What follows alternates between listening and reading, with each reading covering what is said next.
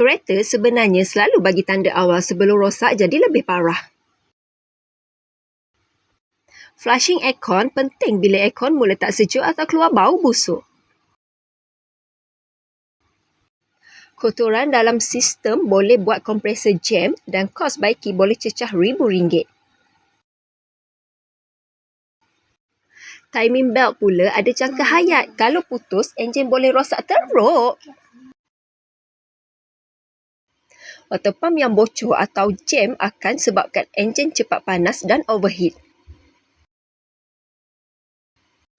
Fuse box rosak boleh buat lampu hidup sendiri, enjin mati tiba-tiba dan sistem elektrik jadi kacau. Radiator bocor atau tersumbat buat sistem penyejukan gagal berfungsi.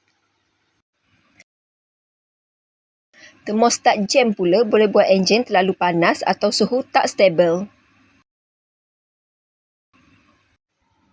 Valve cover bocor buat minyak hitam menitis, enjin kotor dan keluar bau terbakar. Jangan tunggu sampai rosak teruk, datang baiki awal di Multiple Auto Supply. Call atau WhatsApp 014 631 8648.